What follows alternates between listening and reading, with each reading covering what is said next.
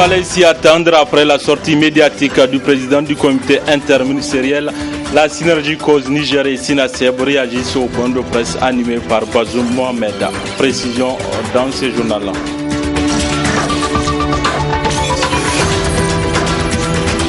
Lancement ce matin de la 6e édition du tournoi de football des écoles et instituts professionnels et techniques de Niamey. 14 équipes sont en compétition.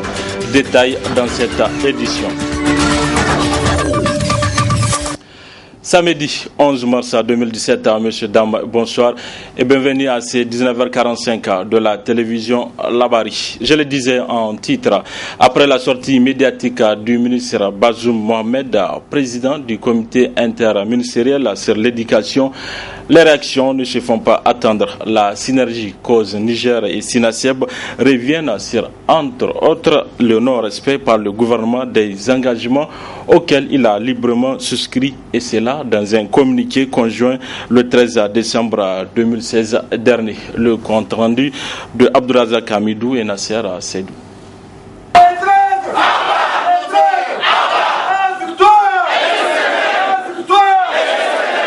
Cette déclaration de la cause Sinaseb fait suite à la sortie médiatique du ministre d'État Bazoum Mohamed et celui de l'enseignement primaire Daouda Marté, qui tente de diviser ce collectif cause Niger et Sinaseb, qui visiblement reste plus que jamais soudés. La synergie d'action cause Niger-Sinaseb constate 1. Le non-respect par le gouvernement des différents engagements auxquels il a librement souscrit dans le communiqué conjoint du 13 décembre 2016.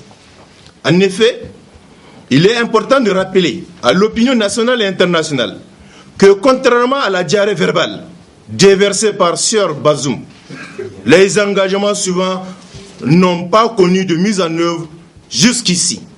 Il s'agit du paiement à terme échu des pécules des enseignants contractuels, de l'attribution des matricules aux enseignants nouvellement intégrés au titre des années 2012, 2013 et 2014 pour le compte du ministère de l'enseignement primaire et la mise en solde de ceux relevant du ministère des enseignements secondaires, de l'octroi de la grille spéciale aux enseignants, de la modification du décret 2009-72 et l'ouverture des recrutements au titre des années 2015 et 2016, de la mise à la disposition des représentants des syndicats à la section H du ministère des Finances.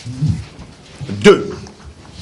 De la rhétorique honteuse tenue par les ministres censés veiller à la mise en œuvre des engagements qu'ils ont signés avec la synergie d'action cause Niger-Sinaseb. Dans la même lancée, le ministre Daouda Marté, se prévalant de son fameux avis du Conseil d'État, menace de résilier des contrats au mépris des dispositions de l'article 182 de la loi subventionnée qui encadre les conditions de résiliation de plein droit. Plusieurs dénonciations ont aussi été faites. La cause Niger et le Sinaseb n'ont pas du tout mâché leurs mots. La synergie d'action cause Niger-Sinaseb dénonce avec force le refus du gouvernement de mettre en œuvre les engagements pris le 13 décembre 2016. L'absence de toute négociation avec cause Niger et Sinaseb après dépôt de 4 préavis de grève.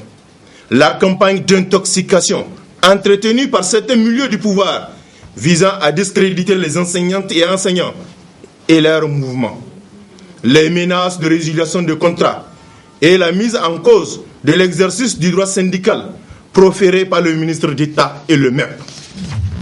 Les arrestations et autres abus exercés par les gouverneurs, les préfets et les responsables académiques en vue de démobiliser nos militants. Au vu de tout ce qui précède, la synergie d'action cause Niger-Sinaseb lance un appel vibrant à l'ensemble des enseignantes et enseignants pour une forte mobilisation pour le suivi de la grève de 5 jours, pour les lundis 13, mardi 14, mercredi 15, jeudi 16 et vendredi 17 mars 2017, appuyés de jeunes les journées de mercredi et jeudi et d'une prière collective sur toute l'étendue du territoire national. La synergie cause Niger-Sinaseb a tenu à rassurer les enseignantes et enseignants de sa ferme détermination à protéger leurs intérêts matériels et moraux, mais aussi à poursuivre la lutte sans relâche. Et puis cette réaction de l'acteur de la société civile, Noufou Arzika, qui s'est dit choqué des propos tenus par le ministre Bazoum à l'égard des contractuels. On l'écoute. Nous ne comprenons pas qu'il soit dans la position, lui, d'être là en train de parler de cette façon. Et considérer que parce qu'ils sont des contractuels, ils ont selon lui un statut précaire. Donc ils n'ont pas le droit de défendre leurs intérêts.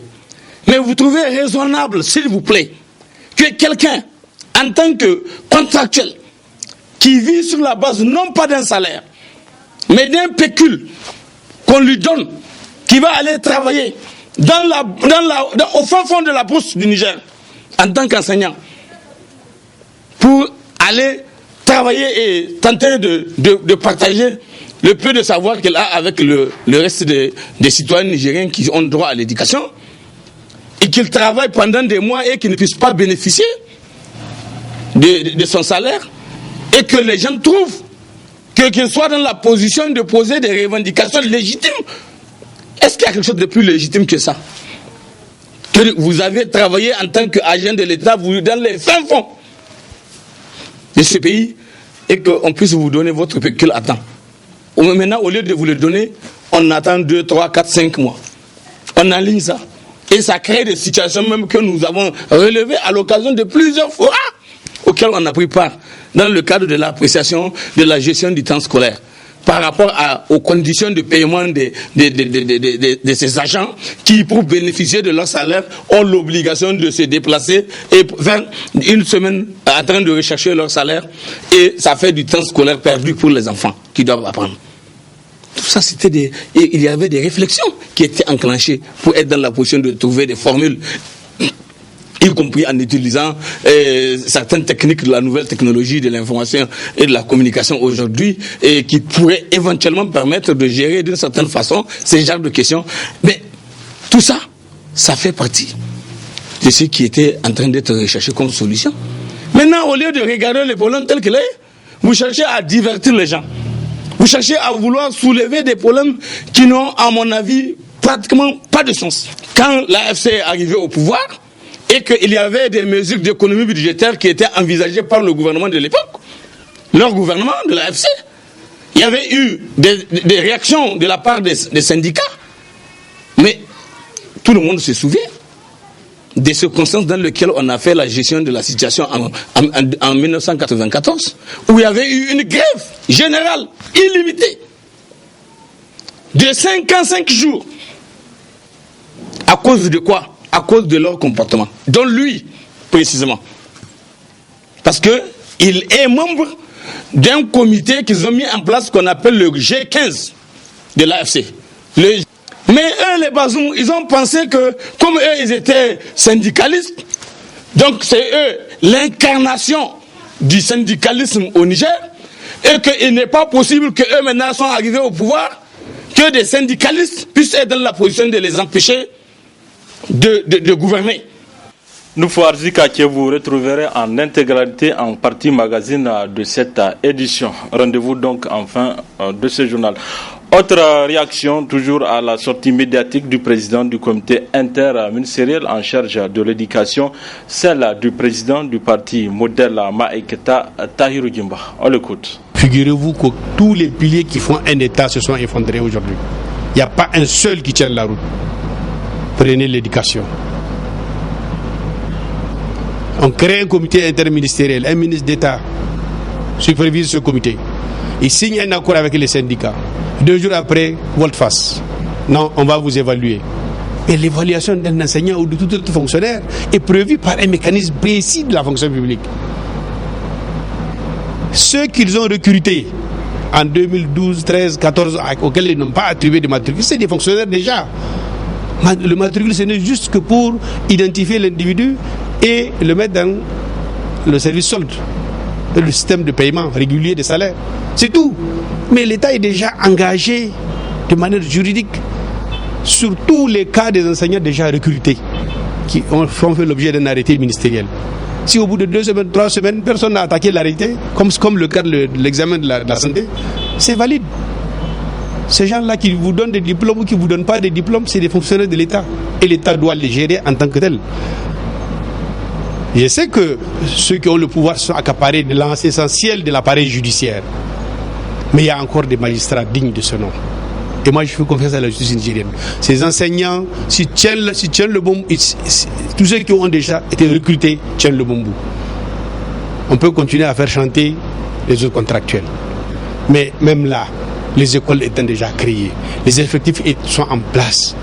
Qu'est-ce que ça coûte au gouvernement de dire, bon, écoutez, ceux qui ne sont pas diplômés des écoles normales, ou niveau instituteur adjoint, ou instituteur, ou l'école normale supérieure, parce que ça va jusqu'au lycée et collège, ceux qui ne sont pas diplômés de ces écoles vont faire l'objet pendant les vacances à venir, parce qu'on ne peut pas arrêter.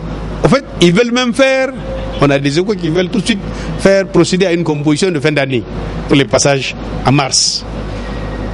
L'année scolaire se terminant au 30 juin. Donc, un trimestre avant, ils veulent clôturer l'année. Quel est le problème? C'est l'argent. Ils n'ont plus les ressources nécessaires pour faire face aux engagements pris. Le président du parti Modèle Maïkata, non affilié, répond au porte-parole de l'Alliance pour la paix et la République, APR Ousseini Salatou, qui réagissait hier relativement au boycott de la réunion du CNDP par les non-affiliés. Retrouvons Taïrou Djumba. Le CNDP, c'est un fourneau qui a 3 pieds. Quelqu'un l'appelait une cafétéria des acteurs politiques. Mais il ne peut fonctionner que quand il est sur ses 3 pieds. La majorité, l'opposition et les non-affiliés. Et je pense que c'est même un peu péjoratif, ce cloisonnement qui a été fait. Ça dénature un peu ou l'immaturité ou l'amateurisme des hommes politiques, de tous les hommes politiques, compris moi-même, pour faire un type de classement. En politique, si c'est réellement la science politique, on devrait se positionner en fonction de ses idéologies. Non pas en fonction des petits jetons de présence qu'on vous verse ou des primes qu'on vous verse à terme. Non.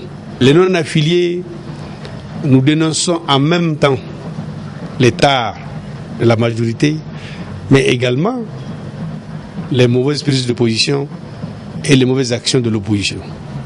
Si nous sommes arrivés aujourd'hui à la situation actuelle dans laquelle se trouve le Niger, j'ai dit et je l'ai répété, la majorité actuelle et l'opposition actuelle, c'est une histoire de Hassan et Hussein. Donc c'est des frères jumeaux. Prenons le cas le plus récent, tout récemment, l'affaire de 200 milliards. A-t-on besoin d'une commission d'enquête parlementaire pour qu'un ministre de la République qui est sorti au grand jour dire que oui, lui, en tant que tel, il a donné, il a agi, il a posé tel acte? On n'a pas besoin d'une enquête d'une commission parlementaire pour enquêter. Aujourd'hui, nous pensons que si nous boycottons, ce n'est pas pour soutenir l'opposition. Nous connaissons les faiblesses de cette opposition. Parce que les gens changent à volonté. Nous pensons qu'il faut reconstruire le Niger. Le Niger a besoin d'être refondé. Et on ne peut pas continuer comme ça, dans ce désordre. Nous ne pouvons pas, le Niger ne peut pas continuer. Et nous ne soutenons pas, nous, les positions de l'opposition. Mais nous partageons sur au moins un point le même idéal que l'opposition, s'il est vrai qu'elle est engagée. C'est refonder le Niger et sauver le Niger. Mon jeune frère Salatou se ressaisisse, qui n'indexe pas les non-affiliés. Nous ne sommes pas à la solde de quelqu'un. Ceux qui nous connaissent savent qu'on ne peut pas être à la solde de quelqu'un. On a boycotté parce que simplement nous avons demandé. Le 4 et 6 octobre, il y a eu des sessions du CNDP convoquées qui n'ont pas respecté les procédures écrites qui fondent le CNDP. L'opposition a décrié cela, elle a refusé d'y participer. Les grands témoins constitués essentiellement des religieux, de la société civile, de la chefferie traditionnelle, de tout ce qui appartient à tout le monde en commun. Et le jour-là, comme par hasard, le 4 octobre, on les a amenés. Et moi, en 5 ans de participation, c'est la première fois que j'ai vu les grands témoins dans une salle du CNDP. Quand on a demandé la suspension, on a dit, écoutez, jouez votre rôle aujourd'hui. On est revenu, on a dit, monsieur le président du CNDP, excellence monsieur le Premier ministre, souffrait que les grands témoins jouent leur rôle aujourd'hui. Le Niger est dans une situation critique. Et même avant-hier, on nous a convoqués. Le Premier ministre nous a adressé des courriers. On est allé à son cabinet. L'opposition avait déjà dit à 11h qu'elle ne venait pas. Mais nous, on est partis à 17h, comme prévu dans la lettre. À l'arrivée, la sécurité nous dit non, c'est annulé, votre rencontre avec le Premier ministre est annulée. Ils pensent qu'eux, ils ont des partis supérieurs aux nôtres. La salle Margou de l'hôtel Gawey a servi de cadre ce matin à un déjeuner top management organisé par le cabinet d'ingénierie conseil en management à l'intention des entreprises de la place. Une rencontre d'échange a porté sur les ressources humaines et la performance des entreprises nigériennes. Le résumé avec Adam Soumana et Chebou Dissou. Chef d'entreprise chargé de relations humaines, banquier, assureur et responsable d'institutions de la République se retrouve à travers ce déjeuner top manager initié par le cabinet Management for Enterprise Consult MEC pour échanger sur la problématique de la performance des entreprises nigériennes. Une rencontre conviviale dont les couleurs étaient annoncées par le premier responsable de l'ingénierie conseil en management qui a rassuré les différents partenaires à œuvrer en cette année 2017 plus que par le passé pour améliorer continuellement la qualité de leurs prestations avant de donner sa vision de la performance d'une entreprise. Ce qui différencie l'entreprise performante de l'entreprise non performante, ce sont avant tout les hommes, leur enthousiasme, leur créativité. Tout le reste peut s'acheter, s'apprendre ou se copier. Se pose ici toute la problématique du management des ressources humaines, entendu comme ensemble des pratiques du management ayant pour objectif de gérer, mobiliser et développer les ressources humaines collaboratrices au premier chef d'une entreprise pour une grande efficacité et efficience de l'organisation. Et sur le même répertoire que Vermogod, l'Indien Vinod Nayar, alors considéré comme un illuminé pour être allé à l'encontre de la pensée traditionnelle du client roi, à travers son livre iconoclaste « Les employés d'abord, les clients ensuite », est aujourd'hui admis comme l'un des réels précurseurs de l'émergence économique de l'Inde et du développement extraordinaire d'éthique. Au niveau macroéconomique, ceci suggère le rôle important des ressources humaines dans le développement d'un pays. Premier objectif, partager avec les managers des repères organisationnels pour exercer pleinement leurs responsabilités. Des processus et une grille de partage des responsabilités seront évoqués à l'occasion.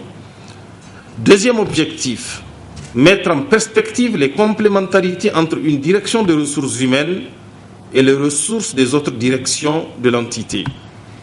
Et troisième objectif enfin, développer la culture de la transparence, de l'efficacité et de la mesure de la performance collective et individuelle. L'équation de la performance à travers les ressources humaines a ensuite été passée au peigne fin par l'expert burkinabé Franck Boedrago et le directeur général de MEC, Abdulkarim Boubacar. Deux conférenciers dont la pertinence des interventions a suscité un débat fructueux avec l'assistance. Quelques participants n'ont d'ailleurs pas manqué, en marge de cette rencontre, de louer cette initiative. Pour moi, c'est une initiative d'abord opportune et elle est aussi, importante. Nous avons besoin d'avoir des idées, nous avons besoin d'avoir de l'inspiration et donc ce genre d'initiatives sont les bienheureuses. Pour moi, l'homme, son talent, sa formation, son éthique, sa compétence, c'est ça le déterminant autant pour la réussite que pour l'échec. Si vous dealez mal avec le capital humain, vous aurez forcément des résultats qui soient en deçà de l'expérience que vous avez pu attendre. De par la qualité du contenu, de par la qualité des réponses, et de par les propositions qui sont faites aux entreprises pour justement un partenariat futur et qui apporterait des solutions idoines aux attentes des entreprises nigériennes.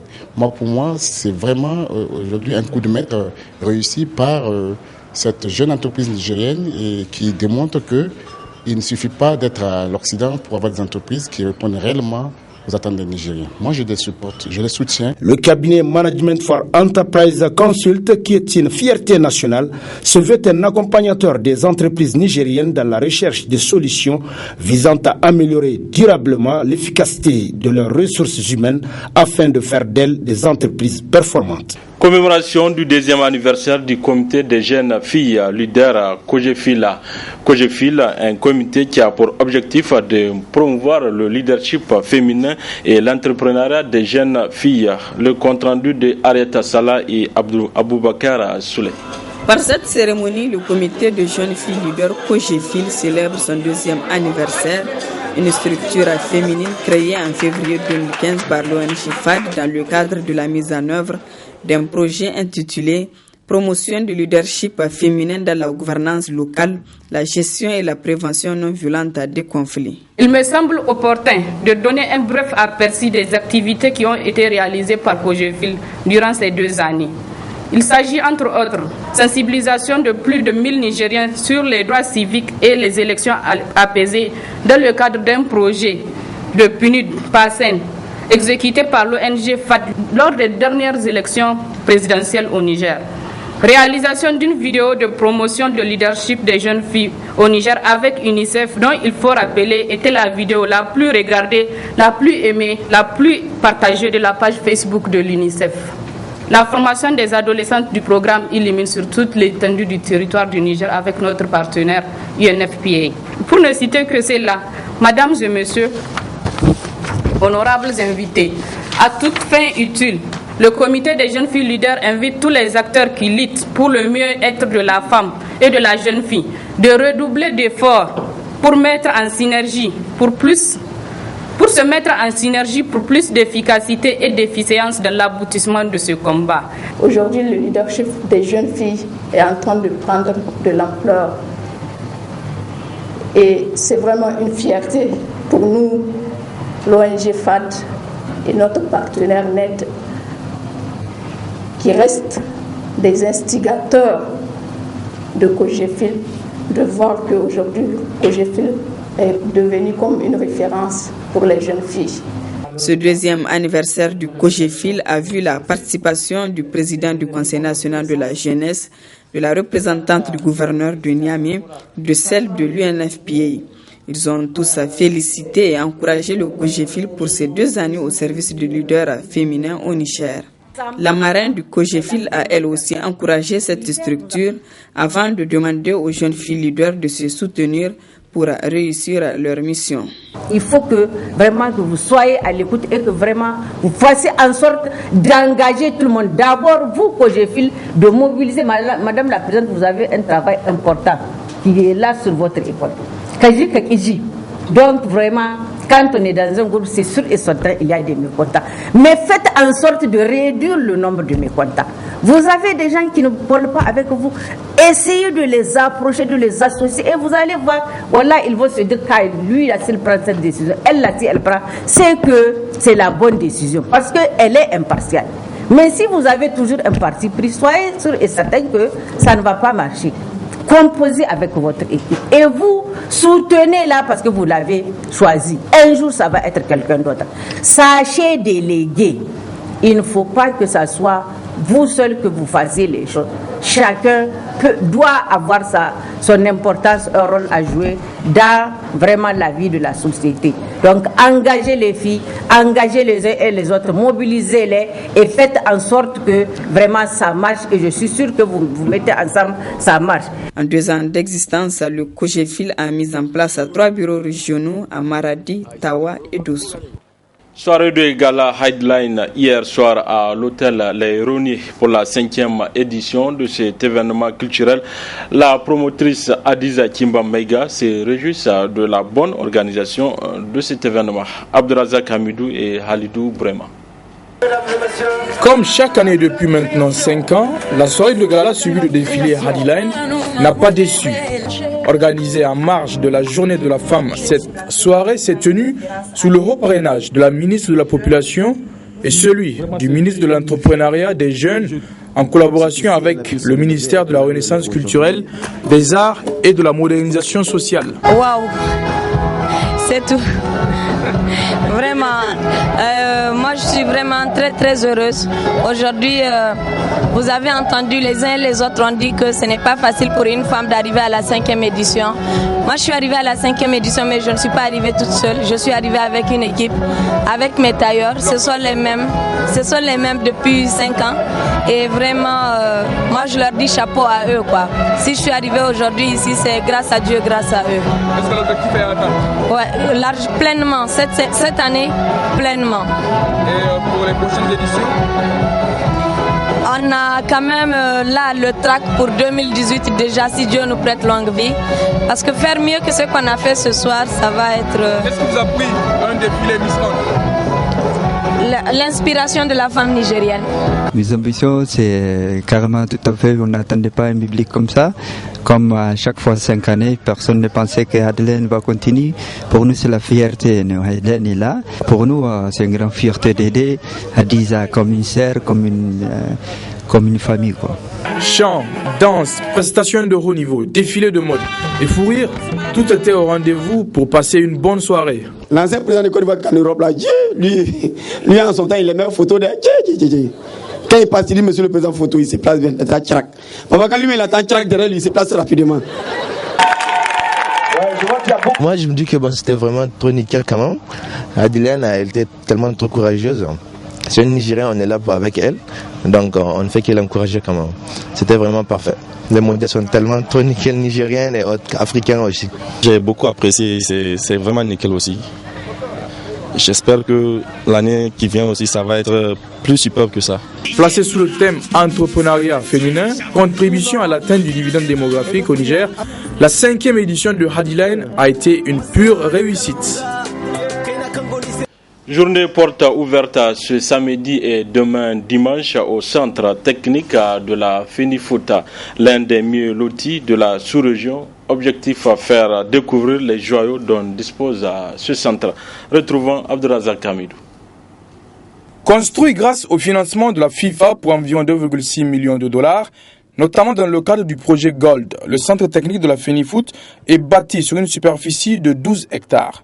Il ouvre ses portes au grand bonheur des visiteurs. On nous a invités, on a dit qu'il y a la journée porte ouverte ici.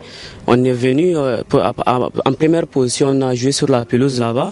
Après, on nous a permis de rentrer dans le centre et de faire les visites et tout ça. On a très bien aimé, on nous a bien accueillis, merci.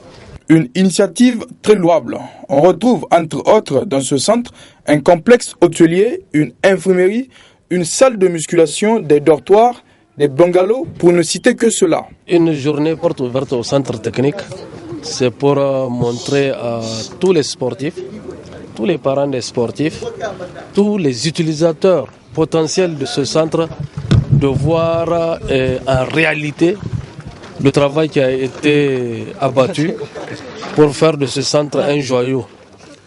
Et ce centre, c'est une maison des sportifs de tout âge. Que vous soyez au niveau de l'initiation, que vous soyez vétéran, vous êtes une personne qui est bienvenue dans ce centre. Et ce centre aujourd'hui, vous l'avez visité de fois en comble, ce n'est pas des bâtiments figés, c'est une réalité qui est là.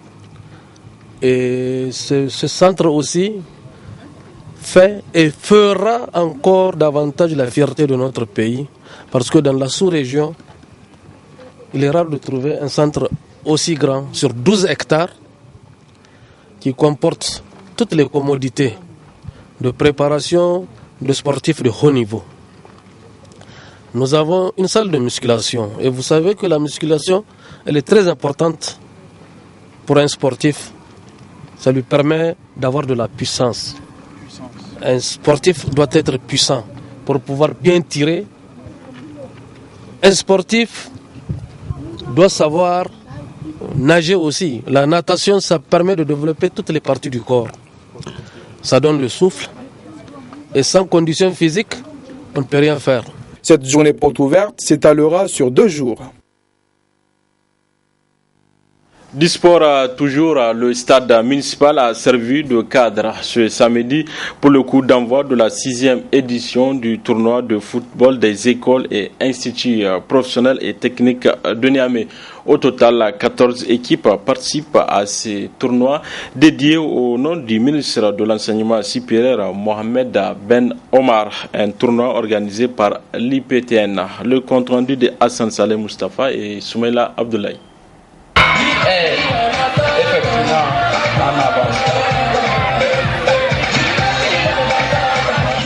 C'est avec les défilés des différentes équipes que les activités entrant dans le cadre de cette 6e édition du tournoi des écoles et instituts professionnels et techniques de Niamey ont débuté. Un cadre offert à ces étudiants de se mutualiser en toute convivialité et de raffermir les liens de fraternité. L'objectif même principal de ce tournoi. Ce tournoi a pour objectif non seulement le renforcement des liens de camaraderie, de fraternité et de l'unité entre les étudiants, mais aussi et surtout constituer un cadre par excellence pour exposer les talents des étudiants professionnels et techniques dans cette discipline. Dans ce tournoi de football, la chose la plus extraordinaire, quel que soit le résultat de la compétition, c'est l'UEPTN dans son intégralité qui gagne.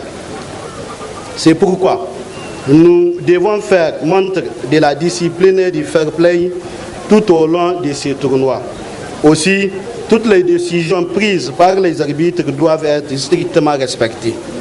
Le coup d'envoi a été donné par le gouverneur de la région de Niamey et le ministre de l'Enseignement supérieur Mohamed Ben Omar qui a salué l'initiative.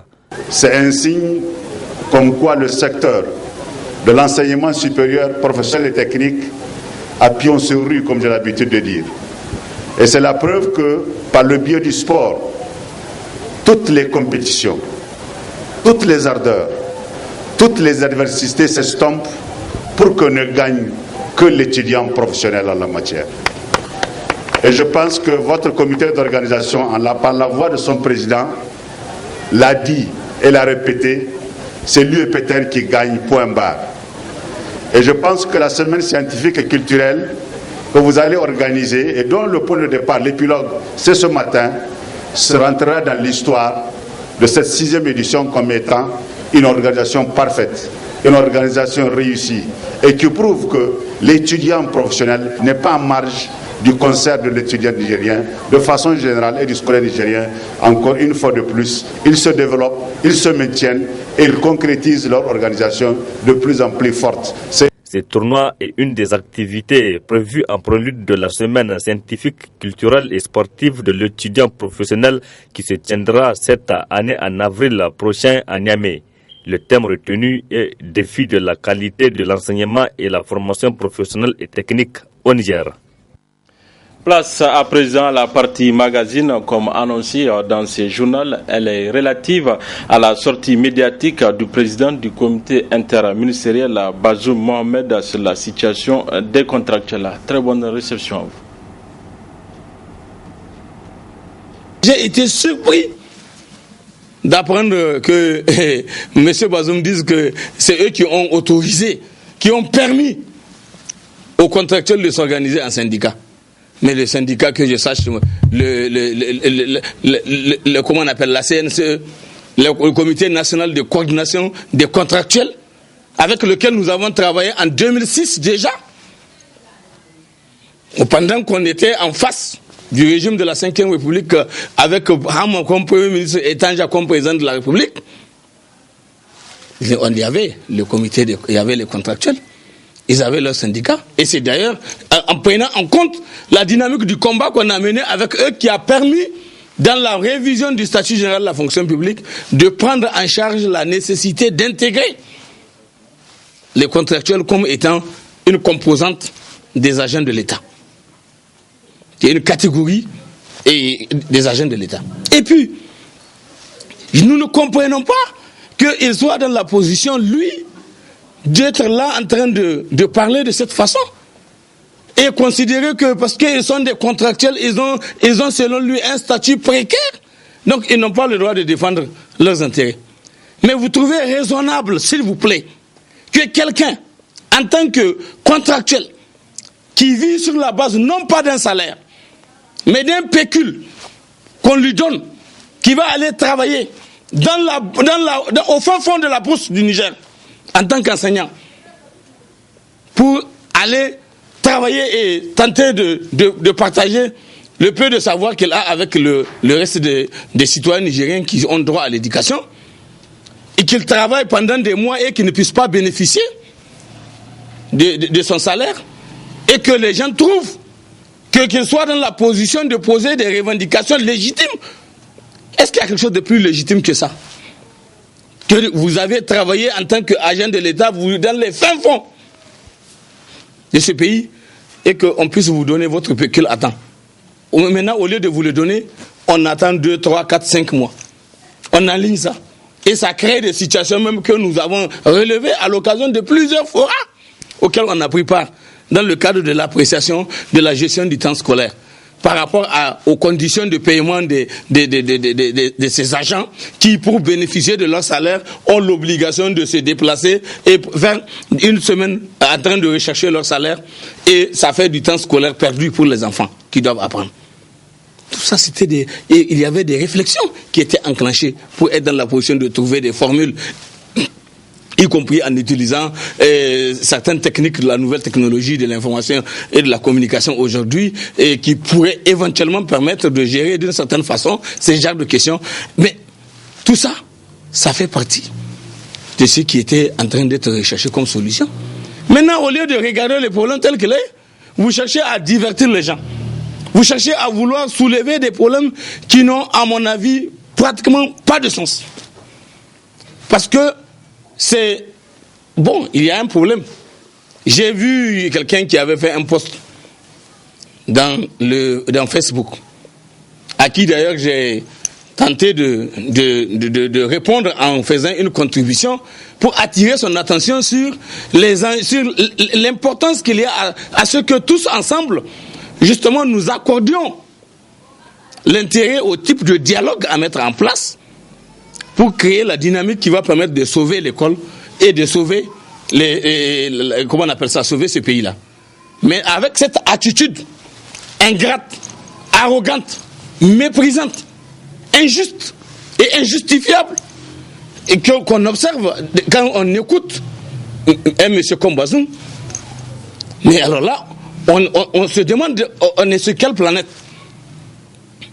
On se demande, les gens, ils considèrent que ce que eux, ils ont été capables de faire, que personne n'a l'intelligence pour être à mesure de le faire en dehors d'eux. J'ai rappelé même que en 1994, lorsque on sortait de la conférence et que lui s'est retrouvé, et à l'époque, il était à l'Assemblée nationale, après avoir fait un court séjour au gouvernement et de la transition.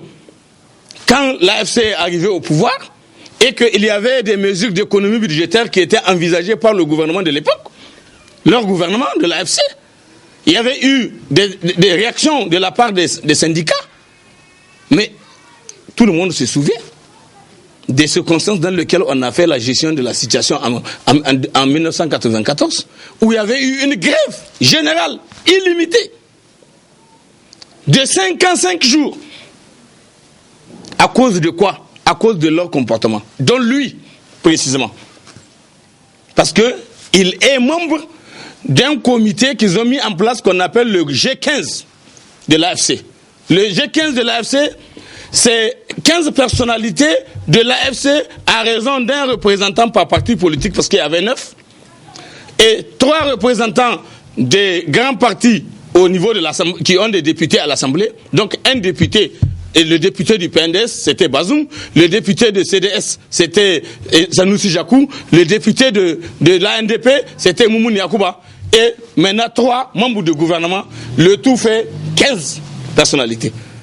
C'est comme ça que le fameux G15 a été constitué pour être une sorte de cadre de réflexion et de proposition à l'intention des leaders. Le conseil des leaders de l'AFC à l'époque. Et quand la crise était née entre les travailleurs et eux, qu'est-ce qui s'est passé? Mais eux, les Bazoum, ils ont pensé que, comme eux, ils étaient syndicalistes, donc c'est eux l'incarnation du syndicalisme au Niger, et qu'il n'est pas possible qu'eux maintenant sont arrivés au pouvoir, que des syndicalistes puissent être dans la position de les empêcher de gouverner, comme ils le souhaitaient, parce qu'à l'époque, justement, c'était Issou qui était le premier ministre de l'époque. Et eux, les Bazoum, estiment que et ils connaissent tellement bien, selon eux, les rouages du syndicat, qu'ils peuvent anticiper et réfléchir à lieu et place des syndicats, des camarades qui sont dans le syndicat et qui sont mandatés pour gérer les syndicats, alors qu'eux, ils sont au niveau du gouvernement, et ils pensent qu'ils connaissaient mieux ou autant, ou même plus. Heureusement, Dieu est son âme, l'indoptable camarade Ibrahim Meyak, qui était le secrétaire général à l'époque de l'USTN, a été capable, bien qu'il soit militant par ailleurs du PNDS, il avait été capable d'accorder plus de la valeur au mandat syndical qu'il avait pour être dans la position de faire ce qu'il doit faire, syndicalement parlant, pour défendre la cause des camarades qui lui ont fait confiance et l'ont mandaté pour être le secrétaire général, en évitant de tomber dans le piège de la politique partisane, en considérant que ce sont ses camarades qui sont arrivés au pouvoir et qu'ils peuvent accepter de se faire manipuler au détriment des intérêts de tous les travailleurs. Et c'est dans ce cadre-là, il n'a qu'à se souvenir, ils ont fait une réflexion. Au lieu de 15, ils étaient 7 à se retrouver pour faire la réflexion au nom de G15. Et cette réflexion, là-dedans, ils ont fait des propositions, très graves d'ailleurs. C'est avec eux qu'on a commencé à entendre cette expression machiavélique qui consiste à dire il faut que le gouvernement de l'AFC à l'époque, sous Issou, Premier ministre, il faut qu'il accepte d'adopter la stratégie de la confrontation sur toute la ligne. Contre qui? Contre l'USTN. Parce qu'à l'époque, il n'y avait que l'USTN. Il n'y a pas plusieurs centrales comme c'est aujourd'hui le cas, avec plusieurs facilités que les gens ont de tirer tel ou tel groupe de syndicats. C'était une seule centrale qu'il y avait. Vous comprenez? Et quand ils ont fait ça, ces conseils-là qu'ils ont donnés au Premier ministre de l'époque ont poussé le Premier ministre à organiser une conférence de cadres le 19 juin 1994, là-bas au niveau du ministère des Affaires étrangères, dans la salle qui est devenue plus tard la salle Sani Bago, pour faire un discours et finir avec un point, c'est tout. Si vous n'avez rien à dire, je m'en vais. Donc on rentre dans le sillage du fascisme naissant, du démocrate entre griffes. On commence à devenir amoureux de la dictature. Parce qu'il faut obéir à la Banque mondiale et au FMI qui sont en train de vouloir imposer des mesures d'économie budgétaire qu'il faut quand même accepter. Malgré la position qu'on a défendue à la conférence, où nous avons dit formellement que nous avons rejeté le PAS tel que préconisé par la Banque mondiale et nous avons préconisé le PREF avec tout ce que cela implique comme mesure à prendre en matière d'économie budgétaire dans ce sens, mais qui cadre avec ce que les uns et les autres étaient d'accord avec. Donc c'est comme ça qu'ils ont fait. Ils ont provoqué une situation de tension qui a maintenu la grève pendant 55 jours. C'est ça qu'ils veulent faire aujourd'hui. C'est ça qu'ils pensent. Ils peuvent imposer aux gens un rythme, un comportement. Non, ça ne peut pas aller. Et on ne peut pas les regarder comme ça et les laisser faire. Parce que le pays, c'est pas pour eux. Le pays, c'est pour nous. Et c'est eux qui sont dans une position d'occupation de postes précaires. Parce que le président même, il a un mandat, c'est 5 ans. À tout au plus. Quand on est ministre, on ne peut pas dépasser. Est-ce qu'il y a quelque chose de plus précaire qu'être ministre dans un pays? Mais on peut faire carrière pendant 30 ans, en tant qu'enseignant même contractuel. Mais on ne peut pas rester ministre pendant 30 ans. Est-ce que je comprends? Mais les gens, en parlant, ils parlent comme s'ils pensent qu'ils sont tombés du ciel désormais, qu'ils ont retrouvé une nouvelle autre forme de vie et que tout le monde devait s'aplatir et subir leur démarche, leur dictature mal réfléchie. Parce que la solution existe. Comment quelqu'un qui est là en train de trimer pour avoir seulement 60 000, 40 000, 50 000, 100 000, tout au plus, quand on parle de contractuels de l'éducation de base, quelqu'un qui se mêle dans des affaires scabreuses de plusieurs milliards, vont se mettre aujourd'hui à penser que les autres doivent se contenter de ça. Alors qu'eux, ils sont dans des affaires dangereuses, gravissimes, de plusieurs milliards. Comment ils sont devenus tous ces milliardaires-là qui sont devenus? Tous ceux qui sont là en train d'amasser aujourd'hui. Ils pensent que les gens ne savent pas. Ils pensent que les gens ne sont pas au courant. Et ils pensent que donc c'est eux qui sont nés pour constituer la nouvelle classe moyenne ou la nouvelle classe supérieure.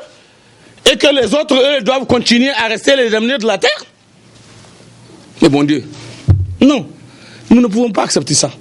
En tant que citoyen, en tant qu'acteur de la société civile, notre devoir, c'est de faire en sorte que l'État se corrige. Ceux qui, à un moment donné, sont appelés à exercer le pouvoir d'État doivent le faire dans l'intérêt de l'État, dans l'intérêt du public et non dans leur intérêt. On gouverne pour le peuple et non pour soi. On est là pour servir et non pour se servir.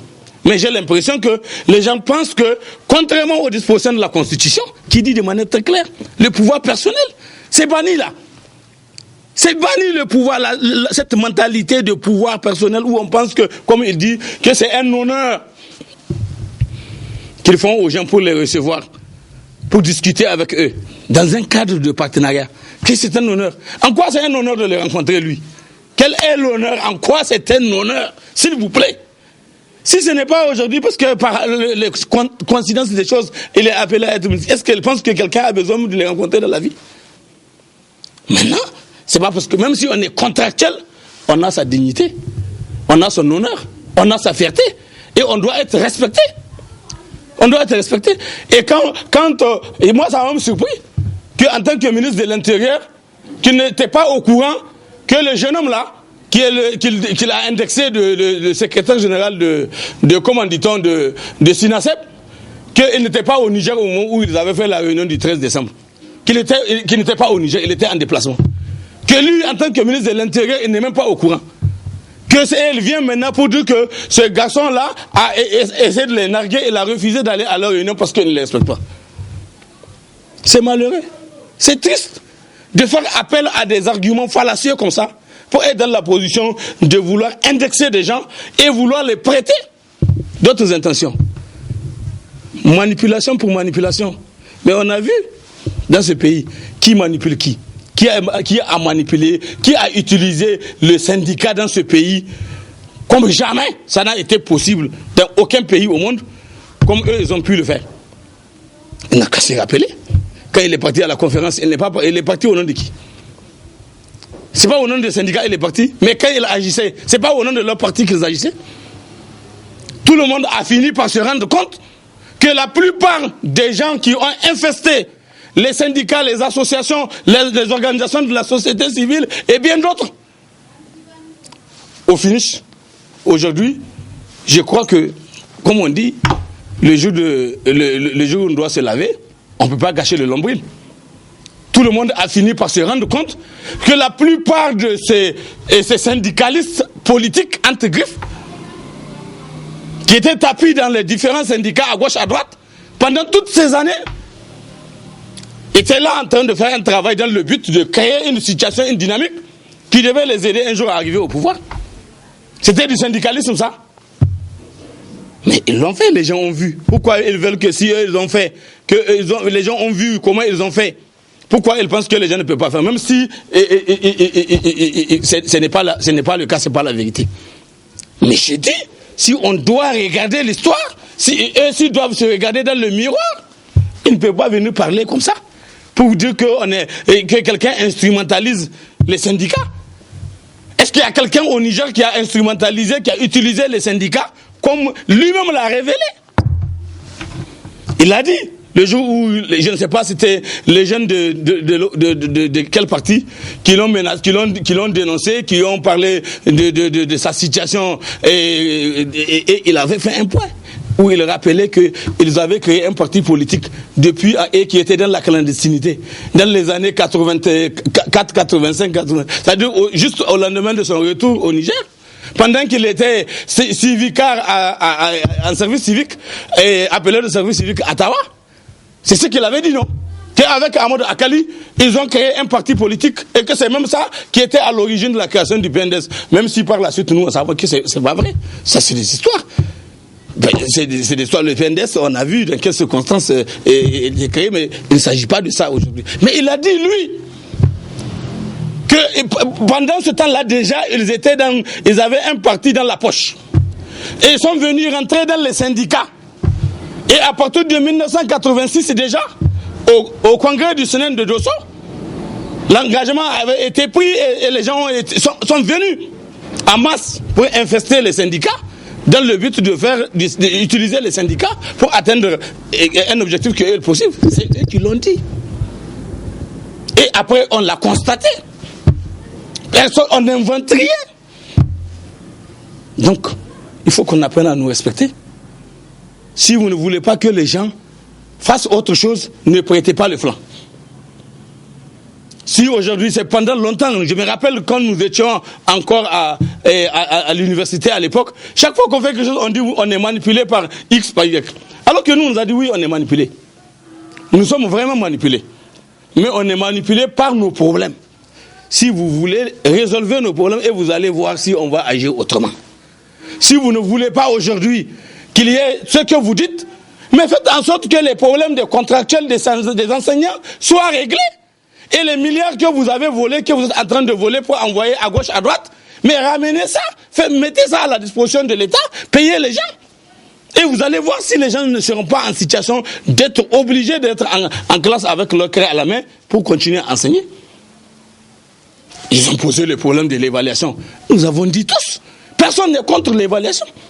Tout le monde aujourd'hui est d'accord. Moi, personnellement, je suis à 1000% d'accord avec la nécessité d'évaluer ce qui se passe sur le terrain et tirer les leçons, prendre des mesures qu'il faut pour repenser notre système éducatif, recréer les conditions d'une refondation de ce système de manière à ce qu'il puisse être un système qui puisse offrir une véritable éducation de qualité à tous les citoyens nigériens. Il ne faut pas que l'éducation soit seulement réservée aux enfants de ces gens qui nous gèrent, qui viennent voler l'argent au niveau de l'État, au niveau du système éducatif qu'ils gèrent, mais pour lequel ils n'ont pas confiance et ils vont inscrire leurs enfants dans les écoles privées. Là où on pense qu'un minimum de sérieux est assuré, au moins pour la disponibilité des enseignants et la permanence des enseignants à l'école. D'autres même envoient leurs étudiants à l'extérieur, leurs enfants à l'extérieur. Tout le monde se rappelle d'ailleurs de l'histoire de qui on connaît. Par rapport à ces histoires d'envoi des enfants, des filles ou des garçons à l'extérieur pour aller étudier. Mais qu'est-ce qu'ils croient? Parce qu'ils pensent que désormais, ils ont pris de l'avance sur les gens et que plus personne ne doit pouvoir les rattraper. Leurs enfants vont venir encore continuer la chaîne, comme ils parlent de la création de la classe moyenne. Donc c'est eux, ils vont se constituer leur classe moyenne, leur nomenclature. Bon, heureusement, nous avons entendu le président de l'Assemblée nationale dire qu'il n'y a pas, ils vont se battre pour qu'il n'y ait qu'il n'y ait pas de nomenclature. Bon, je ne sais pas quel moyen réel il a pour aider la position d'inverser cette tendance au niveau de l'Assemblée et empêcher qu'aujourd'hui on soit dans la situation où nous avons des gens qui gèrent le système éducatif mais qui n'ont pas confiance à ce système. Ils utilisent les ressources qu'on met à leur disposition pour gérer le système, pour aller former leurs enfants ailleurs. Ça veut dire quoi? Aujourd'hui, c'est une réalité, tout le monde le sait. C'est clair. Dans l'école publique, du préscolaire à l'université, vous n'avez pratiquement aucun ministre, aucun grand directeur de société, de DG ou n'importe quoi, de chef de projet, ou même souvent certains responsables de l'école, tels qu'il y a des inspecteurs qui n'ont pas leurs enfants dans l'école publique. Il y a des conseillers pédagogiques qui n'ont pas leurs enfants dans les écoles publiques. Mais qu'est-ce qu'on peut attendre donc dans ces conditions-là? Ça veut dire que ces gens-là, ils savent qu'ils ne sont pas là en train de créer une dynamique sérieuse pour faire de l'école publique une véritable école capable de permettre aux enfants du peuple de pouvoir bien se former et être dans la situation de pouvoir eux aussi prétendre à faire de la compétition comme ils sont venus à le faire. Nous avons lutté pour la démocratie, pour qu'elle serve tout le monde. On a lutté pour qu'il y ait démocratie, pour que, effectivement, qu'il n'y ait pas une dictature d'une classe ou d'une catégorie de personnes sur les autres Nigériens. C'est ça qui a fait que, aujourd'hui, en vertu de ce combat citoyen qui avait été mené par tous ceux qui ont accepté de s'investir dans ce combat, pour qu'on ait le résultat qui a permis aujourd'hui à eux, enfants de comment on appelle ça, de tout le monde, d'être arrivés à se retrouver. Parce qu'avant, il faut être un enfant de chef ou un enfant d'un grand chef religieux ou d'un grand commerçant. Mais aujourd'hui, dans le système, vous avez qui est enfant de chef ou enfant de grand chef religieux ou grand commerçant, connu de tous. C'était des enfants de pauvres. Parce que la démocratie le permet. Et il n'y a que la démocratie qui peut le permettre. Et ils veulent qu'aujourd'hui, on va s'aborder cette démocratie-là, qui rend possible cette facilité que, sortie de nulle part, grâce à l'école, on peut être formé, avoir une compétence acquise qui peut vous permettre de rentrer en compétition et trouver une place au soleil. Et aujourd'hui, que les gens ne soient dans la situation de vouloir faire en sorte que ça ne soit pas ça. Non. Maintenant, nous avons dit, la responsabilité entre les syndicats et les responsables de l'État est effectivement partagée, d'où l'intérêt et la nécessité de faire le dialogue pour sauver l'école. Ce qui nous intéresse, c'est comment sauver l'école. Comment faire en sorte que les enfants du peuple soient formés dignement, soient formés en qualité, de manière responsable, et que l'État joue son rôle, que les enseignants jouent leur rôle, que les parents d'élèves jouent leur rôle, et que les élèves eux-mêmes jouent leur partition, pour qu'ensemble on puisse se retrouver avec un système éducatif qui fonctionne et qui produit des résultats en qualité, avec des bons diplômés, pas des diplômés qui sont obligés de faire des affaires, comme on est en train de le relever à gauche, à droite. C'est ça la question. Donc il faut bien que ça soit très clair. Donc nous avons suivi ce qu'il a pu dire, et il a dit ils vont prendre des mesures draconiennes contre les contractuels, en les menaçant de ce que leur contrat est un contrat précaire, et que sur cette base, ils pensent qu'ils peuvent revenir là-dessus. Mais quelqu'un a obligé l'État à recourir aux contractuels. Avant, on ne faisait pas de contractuels. Avant, on recrutait. Mais quand l'État est venu à recourir aux volontaires et aux contractuels, c'est un contexte économique et social bien précis qui a rendu possible cela. S'ils peuvent créer la dynamique, qui peut faire en sorte qu'on n'ait plus à avoir affaire à des contractuels, mais tant mieux. Nous, c'était un objectif qu'on s'est fixé. En 2006-2007, le combat était qu'il faut que, à partir d'un certain temps, qu'on puisse finir avec cette histoire de quelqu'un appelé contractuel qui va travailler. Les gens vont l'État doit se retrouver dans la situation d'être capable de recruter les agents qu'il faut, avec le statut de fonctionnaire et titulaire, et qui vont aller travailler pour lui avec les engagements et les obligations qui s'imposent à eux en tant qu'agents de l'État, en tant que fonctionnaires de l'État. Mais qu'est-ce qu'ils ont fait, eux? Quand ils sont arrivés, tous ceux qu'ils ont même trouvés, ils ont pratiquement pillé ça. On a bien vu aujourd'hui qu'on se retrouve devant une situation où on est en incapacité de paiement. Parce que c'est mal géré. Parce qu'il y a une mauvaise gouvernance du système. Il y a une mauvaise gouvernance d'ensemble qui fait qu'aujourd'hui, le résultat est là. Quelques personnes deviennent rapidement des milliardaires et d'autres deviennent des pauvres comme des rats d'église. Vous trouvez que c'est normal? Je pense que non. C'est pour ça que nous devons tous ensemble nous dire que nous sommes des Nigériens. Les membres du gouvernement, les gens qui sont au gouvernement ne sont pas plus citoyens que ceux qui ne le sont pas. Et je crois que c'est une fuite en avant que de vouloir chaque fois chercher à vouloir trouver d'autres parades pour ne pas regarder la réalité en face et chercher à lui trouver des solutions. Même si vous avez compris que les gens veulent faire ce que vous dites de la politique au compte de qui, je ne sais pas. Mais à vous de ne pas prêter le flanc. Évitez de prêter le flanc si les gens n'ont plus aucun argument et n'ont plus aucune revendication justifiable et légitime à poser. Vous pensez que les gens vont suivre quelqu'un qui va être dans un couloir quelque part en train de faire une combine avec quelqu'un? Personne ne suivra un combinard. Mais si les gens aujourd'hui suivent, et tout le monde voit, quand les contractuels organisent leur activité, et c'est nous qui est curieux, c'est même les femmes. On voit bien le niveau de mobilisation des femmes. Quand ils organisent leur activité, les femmes sont devant. Elles sont très dynamiques, très actives. Et à chaque fois, elles sont là. J'ai l'habitude d'y assister pour écouter. Et j'ai vu comment elles sont tellement mobilisées, parfois c'est elles-mêmes qui trouvent que leur direction est molle par rapport à leur attente et par rapport à leurs préoccupations. Donc c'est devant une situation comme ça là que vous allez stigmatiser quelqu'un et penser que c'est lui qui est le problème. Alors que s'il y a un problème, c'est vous-même le problème. Et puis, personne n'est obligé de rester au gouvernement. Personne n'est obligé de rester en train de gouverner. Si vous estimez que vous ne pouvez pas, mais vous déposez. C'est tout simple.